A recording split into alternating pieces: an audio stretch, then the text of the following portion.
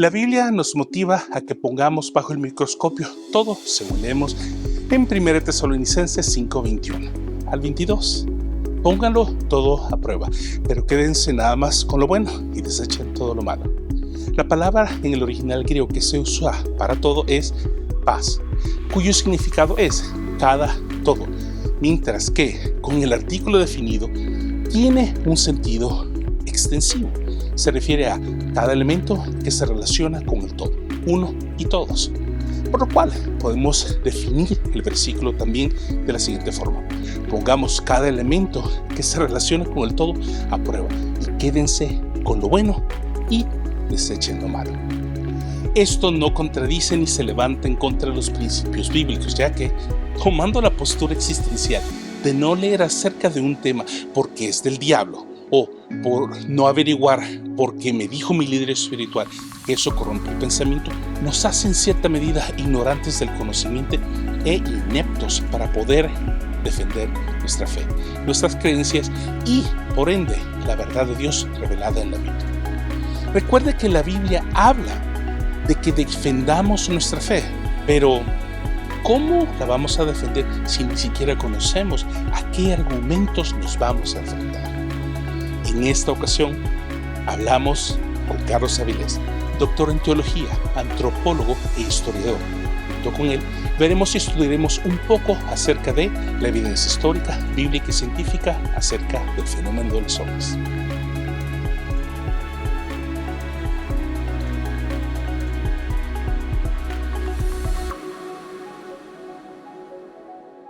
Es que yo, cuando ya conocí al Señor, yo dije, y empecé a estudiar la Biblia y todo lo que he estudiado, porque en el transcurso de mis 28 años de estar estudiando, he estudiado teología, historia y antropología. Entonces, juntando todas las tres cosas, se me hizo muy ingenuo pensar que un Dios todopoderoso en un tan vasto universo como el que tenemos, que ni lo hemos terminado de conocer, haya hecho solo esta pequeña bolita azul con seres humanos y que no haya nada más en todo el espacio sideral. Demasiado ingenuo a un Dios que nosotros clamamos, que es creador de todo, hacedor de todo, todopoderoso, que no está en el mundo de las tres dimensiones, sino que está fuera de él, porque él habita en la eternidad. Se estoy hablando solo de la Vía Láctea. Imagínate que la Vía Láctea es una entre 60 y no sé cuántas que hemos descubierto, y cómo es posible que no vaya a haber vida o seres o creaciones en otro lado más que solo aquí. O sea, es muy ingenuo crear eso. Ahora, la pregunta sería, esa pregunta te la iba a hacer y ya te la hiciste vos y la respondiste. ¿Por qué un Dios tan poderoso creó un universo tan infinito para que hubiera vida en un solo planeta, que es el planeta Tierra? Exacto. Ahora, la pregunta que te tengo es, ¿cuál sería el propósito de crear vida en otros planetas? Y yendo hacia atrás, la teología reversa se llama, que es como vamos al principio de todo.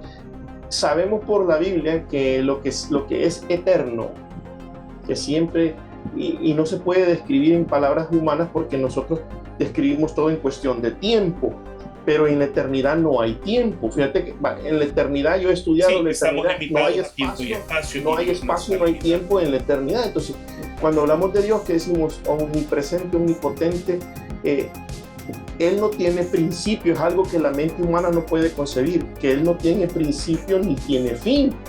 Nosotros, porque somos seres finitos, no tenemos la capacidad de entender el concepto de principio, que Dios no tenga principio y fin, sino que Él siempre ha existido. Entonces, se llama la teología reversa, que es, me pongo yo a meditar y a pensar en el origen de todo. En realidad, lo que siempre ha estado ahí, es la constante, es Dios. El Dios de Abraham, el Dios de Isaac, Yahweh, es el constante. Entonces, Él en algún momento, y digo un momento y mal hablado porque no tiene momento, en la eternidad, creó, no sabemos qué creó una cosa, creó dos cosas, creó tres cosas, universos, creó planetas, creó seres en uno, en dos, en tres, en cuatro, en cinco planetas. Es que es un tema bien extenso y bien infinito de discutir, como la mente de Dios. Claro. Ahora, la pregunta sería en este sentido. Esta pregunta te la voy a hacer en el transcurso de todo lo que estemos conversando. ¿En qué afectaría la teología eso? ¿Afecta y directo o indirectamente nuestra teología cristocéntrica, Dios Padre, Dios Hijo, Dios Espíritu Santo, la vida en la tierra, ¿cómo afectaría o cómo se vería esa teología bajo la lupa de un multiverso? Fíjate que cuando yo lo vi con la lupa del multiverso, el problema es la ingenuidad del creyente. Esa es básicamente la limitante y porque es un cambio de perspectiva de cómo es Dios. Es un cambio de perspectiva de cómo es Dios. Y a veces hay personas que no tienen la capacidad mental para recibir o percibir esa ampliación o ese paradigma, ese cambio de yo creía que Dios era así, ahorita estudiando me doy cuenta que no era así. Ahora, una pregunta. ¿Es una nueva teología la que me estás estableciendo, una nueva línea de pensamiento, o es la línea que debería haber sido desde el principio, que siempre ha sido la correcta? Es la línea que debió haber sido desde el principio. Lo que pasa es que Occidente y Oriente se separaron, lamentablemente. Y hoy como que estamos en una época en donde está volviendo a haber un acercamiento por la tecnología y la globalización, el World Village. Ahora estamos teniendo más contacto con Oriente y nos estamos dando cuenta de más cosas con arqueología, manuscritos que están apareciendo nuevos y todo eso, y eso está ayudando a como que entremos en contacto con este pensamiento. Ahora, regresando al tema de los ovnis, es bien interesante lo que me decís, pero el hecho de que se le dé únicamente credibilidad en base a testimonio de personas que describan el mismo evento, siento que hasta cierto punto puede ser un approach, un punto de vista o un acercamiento al tema de la misma manera que la iglesia cristiana ha hecho toda la vida, que muchas veces le ha dado más valor al testimonio de otros, como yo vi el infierno, yo fui a la tercera pata y a la cola del infierno, entonces no hay ninguna prueba. Entonces, ese es el punto de partida, ese fue mi punto de partida, pero yo me metí a investigar bien, a documentarme bien sobre el tema. ¿Cuál es la prueba histórica y la prueba bíblica que hay acerca de los ovnis? La cultura más ancestral que tenemos hasta ahorita que se ha estudiado son los sumerios, y ellos, por cierto, es ellos los culpables de que tengamos la rueda y la escritura, porque la escritura más antigua es la cuneiforme de ellos, de los sumerios. Entonces ellos tienen unos documentos, no le puedo decir documentos porque fueron escritos en piedra, pero unos piedrocumentos. ¿Son jeroglíficos? Cuneiforme, no, jeroglífico el egipcio, de ellos es cuneiforme, inscripción cuneiforme. Ellos tienen un montón de tabletas, entre ellos tienen un poema que se llama la Epopeya de Gilgamesh, y ahí hay es como la Biblia de ellos en piedra. Entonces la Epopeya de Gilgamesh, donde habla todo de la sociedad sumeria y todo de su religión sumeria y todo eso, ellos en la Epopeya de Gilgamesh, si alguna vez tenés la oportunidad de leerla, creo que hay una traducción en inglés en línea, la Epopeya de Gilgamesh te habla de los Anunnaki. Ellos son bien importantes en la cultura sumeria. Los Anunnaki, fíjate que el dios de ellos del cielo, el dios del cielo se llamaba Anu, y la diosa de la tierra, de ahí viene el pensamiento humano de madre tierra, porque los sumerios tenían al padre del cielo y a la madre tierra, Anu y Ki. Entonces los Anunnakis, según la Epopeya de Gilgamesh, son seres que Anu bajaron del cielo aquí a la tierra y se le llamaron los Anunnaki.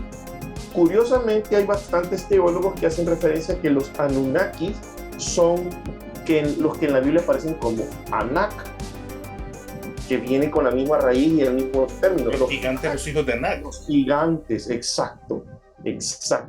Entonces tiene que ver con la raíz sumeria de los Anunnaki, y los Anunnaki en la Epopeya de Gilgamesh reportan que estos seres bajaron en un monte y vinieron a buscar oro.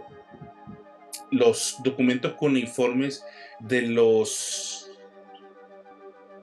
sumerios son más antiguos que el relato bíblico. Correcto, porque las tablillas cuneiforme datan en un rango entre el 5000 al 3000 antes de Jesucristo. De entre el 5000 al 3000 antes, o sea, por lo menos hasta 1000 años estaban escribiendo ellos, 1000 años antes de que Abraham naciera. Entonces, y ellos tenían este relato, ya existía la epopeya de Gilgamesh en piedra, en lenguaje cuneiforme, existía, donde ellos contaban la historia de estos seres que bajaron del cielo a la tierra a trabajar con los hombres, modificaron, oí bien, tú vas a hallar el paralelo, modificaron el ADN del ser humano para que el ser humano no pasara de vivir 120 años. Y eso lo dicen los sumerios. Ahora, entonces me estás diciendo de que el siguiente en la línea reversa sería Noé. Entonces ellos fueron, los sumerios fueron contemporáneos de Noé. Correcto, porque en la epopeya de Gilgamesh cuentan el diluvio. Es claro que a ellos, al hombre que se salvó en el barco del diluvio, le llaman Unapishtim. Pero exactamente el relato es: Unapishtim entró en un barco, se llevó animales, lo salvó porque los dioses le avisaron. En su politeísmo, de Anu, de Ki, de Enlil, porque tienen una barbaridad de divinidades, les avisaron del diluvio. Ahora, ellos dicen que el diluvio venía como castigo de los dioses para destruir a los Anunnaki, que se habían venido acá.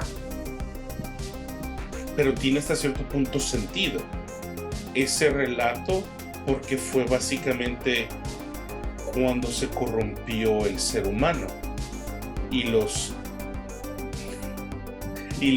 ángeles del cielo, los hijos de Dios. Ellos no le llaman ángeles. No, sí. Estoy hablando, si fueron contemporáneos y en base a la historia. Entonces, los hijos de Dios que bajaron del cielo y se acostaron, se tuvieron sexo y tuvieron hijos con las mujeres, porque eran los Anunnakis. Eran los, o sea, en base al folclore sumerio, eran los Anunnakis. Correcto. El folclore hebreo fueron ángeles, no ángeles caídos. Sí, bueno. Si usted está disfrutando este video y cree que el contenido del mismo es útil para otros, pero sobre todo quiere apoyarnos, por favor suscríbase a este canal, regálenos un like y comparte este video con otros que posiblemente les sirva también. Si usted quiere apoyar directamente a nuestro invitado, al Dr. Carlos Avilés, en la descripción de este video verá el link para su página de GoFundMe y considere donar $1 o $5 para que continúe investigando a profundidad acerca de los temas de la Biblia. Ninguna donación es muy pequeña, ninguna donación es muy grande. Gracias por su apoyo y seguimos con el video. Es que, mira, es un tema bien largo, porque hablar de la Biblia, cuando hablas en Génesis 6 de los Nefilim en hebreo quiere decir caídos. Entonces, y la Biblia te presenta la idea de los hijos de Dios, y ahí, ¡pum!, pausa. El libro más antiguo del Antiguo Testamento es el libro de Job, no es el Génesis. O sea, el libro de Job fue escrito como 1000 años antes de que se escribiera la Torá, el Génesis. Entonces es el libro más antiguo del Antiguo Testamento, es el libro de Job, en base a los estudiosos eruditos que estudian el lenguaje y la cultura en la que vivía Job. Entonces, en el libro de Job, bien claramente te dice que el Hijo de Dios era un ángel. Y llegaron los hijos de Dios y con ellos llegó Satanás y se presentó delante de Dios a dar cuentas. Y allí, vos sabés, 1000 años atrás, que el Hijo de Dios era un ángel.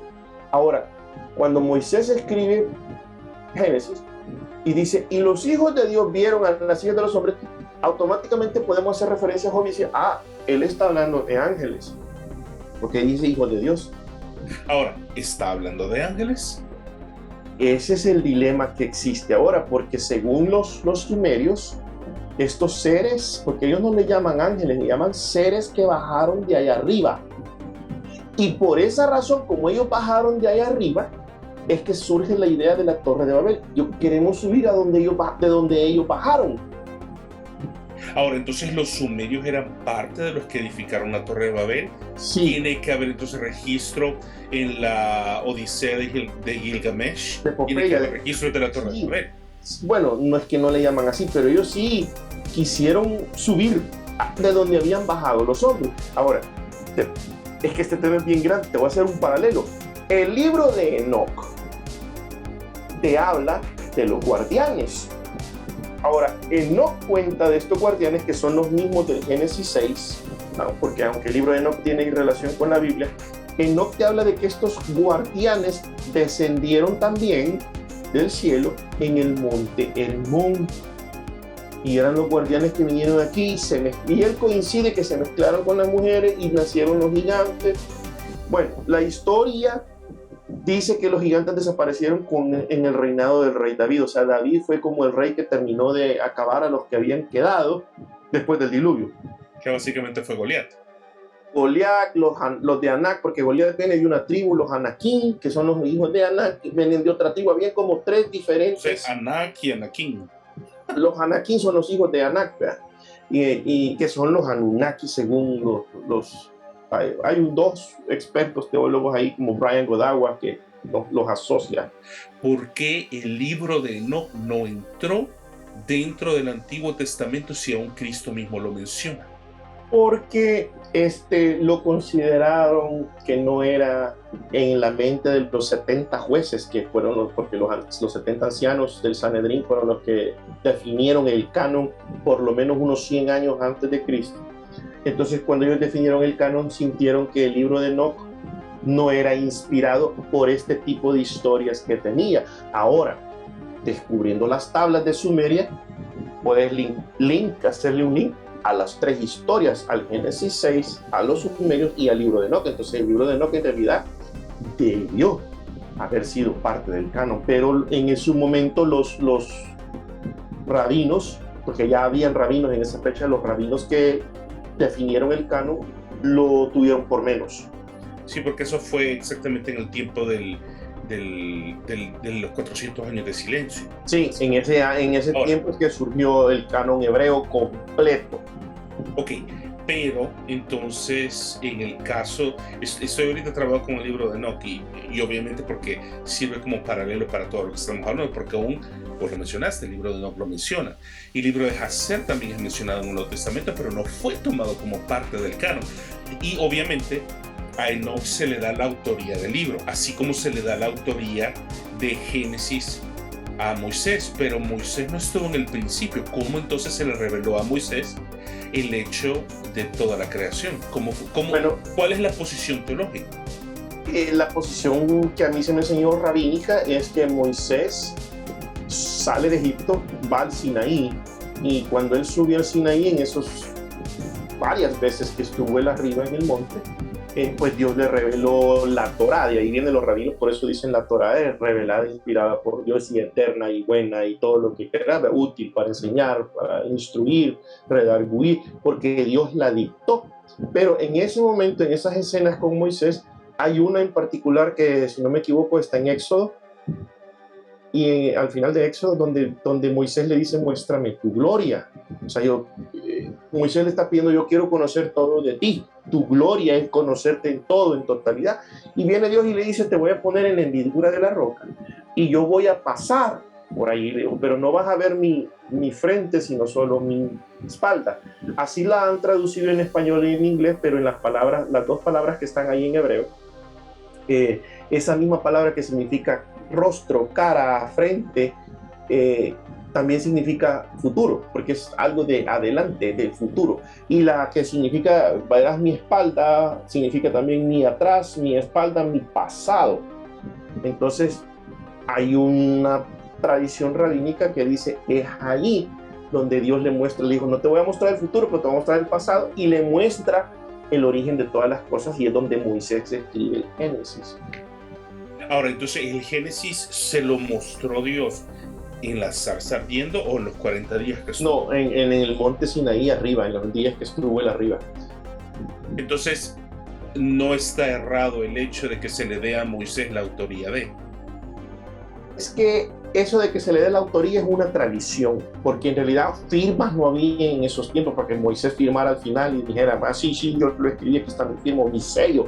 En ese tiempo no había. Entonces, claro, cuando ellos entran en la tierra prometida y ya después de la época de los jueces, cuando ya estamos entrando en la época de los reyes, ya sabemos que ya no está la piedra, sino que están las pieles de animales. Entonces ya cuando ellos están empezando a querer tener rey, a finales del libro de jueces, ya hablan ellos de que el rollo de la Torá ya lo mencionan como, entonces ya lo habían copiado, ya lo tenían escrito, los 5 libros que se conocen como en español mal llamados Pentateuco.